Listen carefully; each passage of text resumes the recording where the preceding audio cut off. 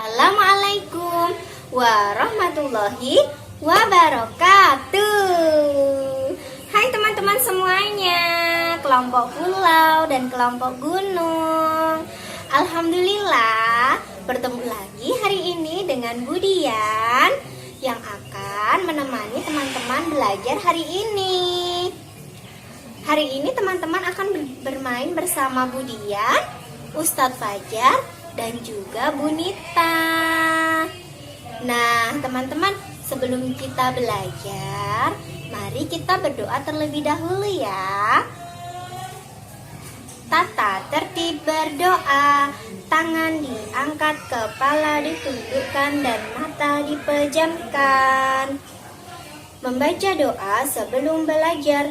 Bismillahirrahmanirrahim. Raditu billahi rabba wa bil islami dina wa bi muhammadin nabiyya wa rasula. Rabbi zidni ilma warzuqni fahma. Amin ya rabbal alamin. Alhamdulillah, terima kasih teman-teman yang sudah berdoa dengan khusyuk. Nah teman-teman, kali ini Bu Dian sudah membawa buku ensiklopedi bocah muslim. Nah teman-teman, kali ini Bu Dian akan menginformasikan tentang wudhu. Wah, apa sih wudhu itu? Pasti sudah ada yang tahu. Lebih lengkapnya dan lebih jelasnya kita pelajari dalam ensiklopedia ini ya teman-teman. Kita buka bersama-sama.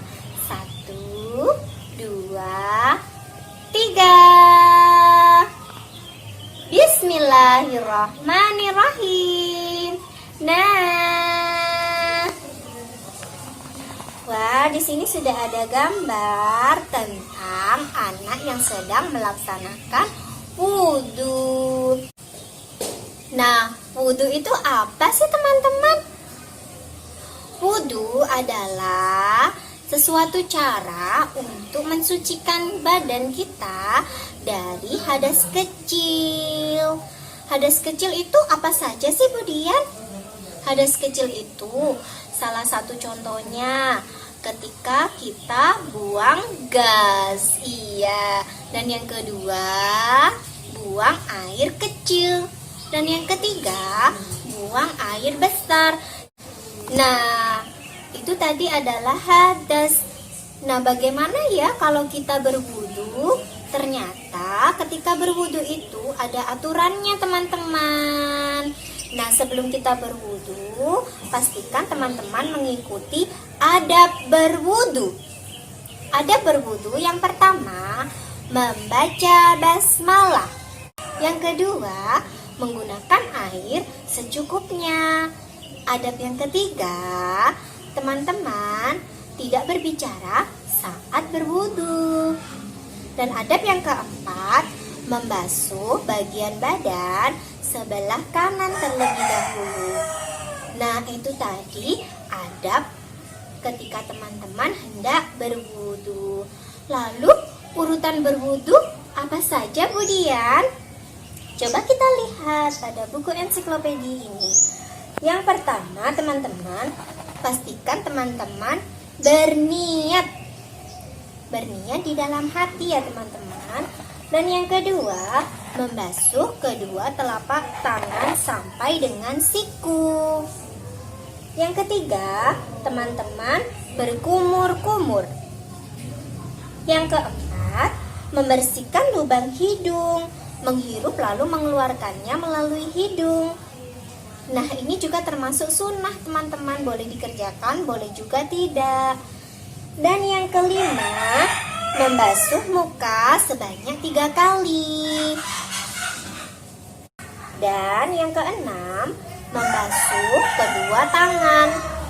Pastikan sampai pergelangan atau sampai siku-siku ya teman-teman.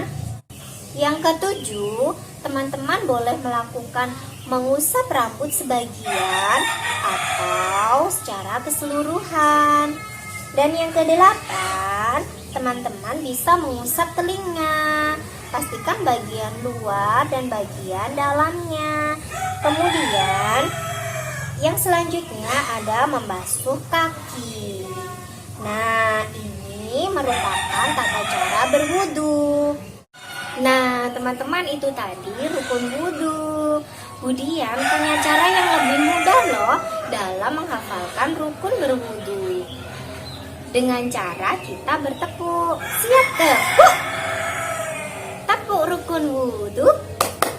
Baca bismillah sambil cuci tangan. Kumur-kumur basuh hidung, basuh muka.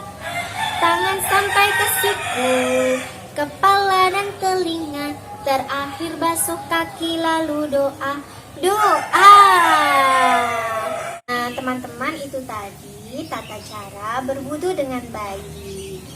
Nah, ternyata teman-teman ada loh yang membatalkan wudu kita. Yang pertama, teman-teman membuang air besar. Yang kedua, buang air kecil atau pipis. Dan yang ketiga, saat teman-teman buang gas. Nah, itu tadi hal-hal yang membatalkan berwudu. Nah, teman-teman, berwudu itu menggunakan air ya. Lalu bagaimana kemudian ketika kita tidak ada air? Kita akan sholat, lalu menggunakan apa? Teman-teman, ketika tidak ada air, bisa mengganti wudu dengan bertayamum. Nah, untuk tayamum sendiri, teman-teman bisa menggunakan debu untuk mensucikan dari hadas kecil. Bagaimana tata caranya? Yang pertama, usapkan tangan kita ke dinding. Yang kedua, tepuk-tepuk tangan. Dan yang ketiga, menyapu wajah dengan debu.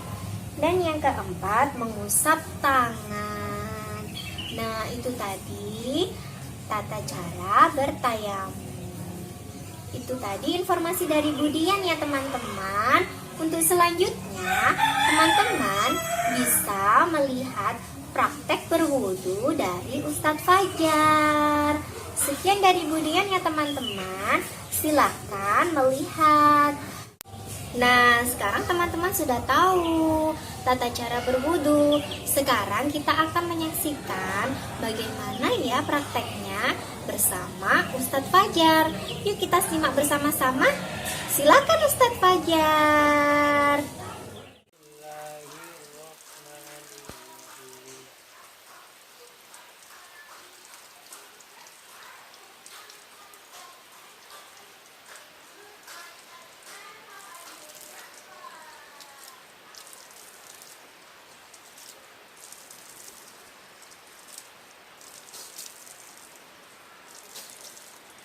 Bismillahirrahmanirrahim. Nawaitul wudu'a li raf'il hadasil asghari fardhan lillahi ta'ala.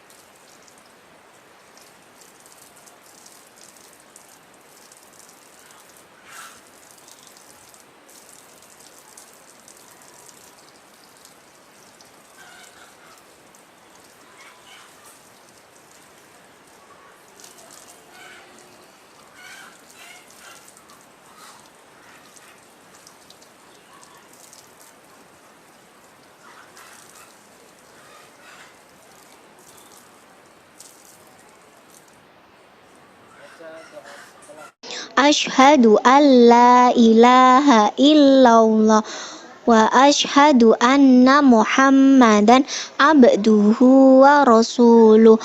Allahumma ij'alni minat tawwabina waj'alni minal mutatahhirina waj'alni min ibadikas Terima sholihin. kasih Ustadz Fajar. Nah teman-teman, setelah menyaksikan tadi praktek wudhu, sekarang teman-teman akan menyaksikan sirah yang sangat menarik dari Bu Nita. Kita simak bersama yuk teman-teman. Silahkan Bu Nita. Tentang Nabi Ismail, mau tahu? Mau. Mau tahu apa? Mau tahu banget? Mau tahu banget dong Funita. Oke, pasang telinga, Kling kling kling. pasang matanya, Kling kling kling. sikap anak soleh solihah. Allahu Akbar. Pastikan saat kita sirah, teman-teman fokus mendengarkan ya. Siap Funita. Oke. Pada zaman dahulu, Nabi Ibrahim lama belum dikaruniai seorang anak. Akhirnya Nabi Ibrahim ini teman-teman, beliau berdoa dengan khusyuk sekali. Ya Allah, berikanlah hamba keturunan. Apakah doanya Nabi Ibrahim dikabulkan oleh Allah? Ya, doanya Nabi Ibrahim dikabulkan oleh Allah karena Nabi Ibrahim mampu berdoa dengan khusyuk. Siti Hajar mengandung selama 9 bulan. Kira-kira ini, kalau mengandung itu berat nggak teman-teman? Berat Funita. Jadi boleh nggak teman-teman kita itu marah-marah sama mama? No no no no no. Bunita percaya teman-teman hebat bisa sayang ke mama ya. 9 bulan dilalui oleh Siti Hajar. Oe, oe. Lahirlah seorang bayi laki-laki yang diberi nama Ismail. Jadi siapa sih ayahnya Nabi Ismail teman-teman? Nabi Ibrahim Funita. Hebat. Sekarang Bunita tanya lagi, siapa ibunya Nabi Ismail? Siti Hajar. Baru saja gembira Nabi Ibrahim mendapatkan seorang anak. Nabi Ibrahim diberi ujian oleh Allah. Hai engkau Ibrahim, tinggalkanlah anakmu yang masih bayi ini di kota Mekah yang masih sepi. Maka Nabi Ibrahim mengajak Nabi Ismail dan Siti Hajar untuk pergi menuju ke kota Mekah. Waktu itu kota Mekah masih sepi. Sebelum meninggalkan Siti Hajar dan Nabi Ismail, Nabi Ibrahim berpesan, "Wahai istriku Hajar, aku beri kamu sekantung kurma dan sebotol air minum ini. Rawatlah anak kita dengan baik.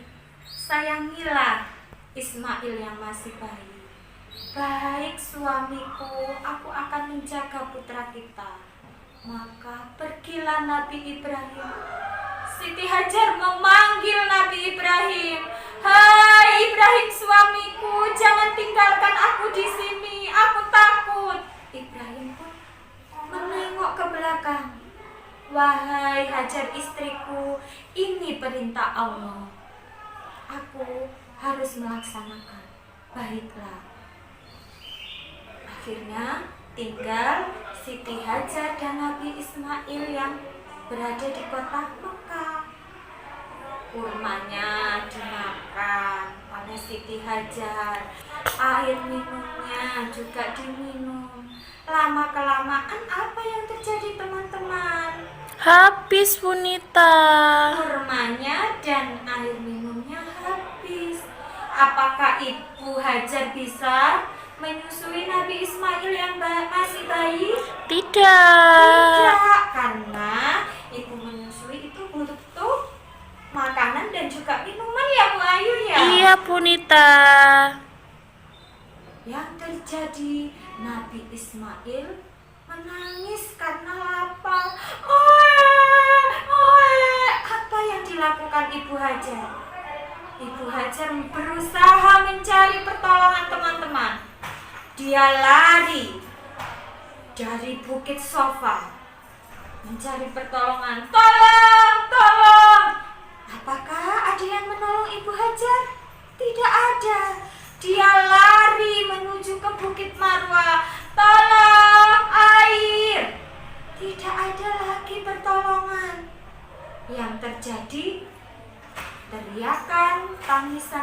Ismail semakin keras, Ibu Hajar semakin panik.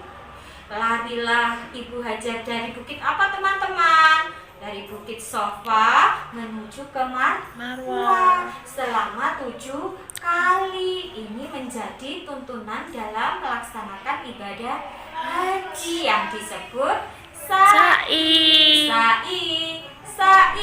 Dari Sofa ke Marwah. Nah, selanjutnya Ibu Hajar pun mendekati Nabi Ismail yang masih menangis. Ismail, tenanglah anakku, dibelai dengan penuh kasih sayang. Atas izin Allah teman-teman, permisi ya teman-teman, ketika Nabi Ismail menangis, kakinya menghentakkan ke tanah. Subhanallah teman-teman, berkat izinnya Allah, dari hentakan kakinya Nabi Ismail keluarlah mata air. Oleh Ibu Hajar, sumber air tadi digali sehingga lama-lama air yang keluar semakin banyak, dan air itu tadi diminumkan ke Nabi Ismail. Air itu diberi nama air Zam-Zam. Subhanallah, air Zam-Zam ini tidak akan pernah habis. Sejak saat itu kota Mekah mulai ramai, burung-burung berterbangan hingga di sumur Zam-Zam, termasuk juga suku Jurhum. Mereka meminta izin kepada Ibu Hajar. Siti Hajar, bolehkah aku tinggal di sini untuk mengambil air Zam-Zam ini? Apakah boleh teman-teman? Boleh. Karena Ibu Hajar orang yang baik, orang yang jujur.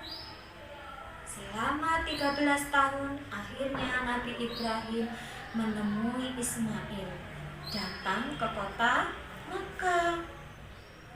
Hai Ismail anakku, dipeluklah Nabi Ismail yang sudah berusia 13 tahun. Siapa engkau? Aku ini ayahmu. Ayah, aku senang berjumpa dengan ayah. Saat malam hari, Nabi Ibrahim tertidur.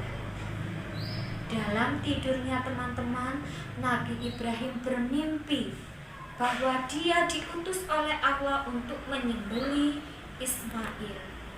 Ketika bangun dari tidurnya, Nabi Ibrahim terlihat sedih. Ismail pun mendatanginya. Ayah, kenapa ayah terlihat sedih? Nak, tadi saat aku tertidur, aku bermimpi bahwa aku diutus oleh Allah untuk menyembelihmu. Apakah Nabi Ismail ketakutan dia akan disembelih? No. Sama sekali Nabi Ismail tidak takut. Siap ayah, aku siap. Sekarang pun aku siap. Maka Nabi Ibrahim mengajak Nabi Ismail untuk ke tengah lapangan. Disitulah takbir dikumandangkan. Gimana bacaan takbir? Yuk kita takbir bersama-sama ya. Allahu Akbar, Allahu Akbar, Allahu Akbar, La ilaha illallah, Allahu Akbar, Allahu Akbar, walillahilham. Lagi-lagi karena Nabi Ismail memiliki sikap bersih dan jujur, Allah menggantikan Nabi Ismail dengan seekor domba. Jadi yang disembelih itu apakah Nabi Ismail, Bu Ayu? No, tidak Punita. Tapi yang disembelih adalah Domba. Nah, dari cerita ini akhirnya lahirlah sejarah Hari Raya Idul Adha yang teman-teman peringati. Setelah itu, Nabi Ibrahim diutus Allah untuk membuat rumah Allah. Apa sih Bu Ayu rumah Allah itu? Baitullah atau Masjidil Haram. Ka'bah ya Bu Ayu. Iya, ya? Punita. Nah, Nabi Ismail pun membantu Nabi Ibrahim batu-batu dan Nabi Ibrahim lah yang meletakkan batu-batu ini. Ada salah satu batu, disitulah dimana Nabi Ibrahim menginjakkan kakinya di atas batu yang disebut namanya Makom Makom Ibrahim.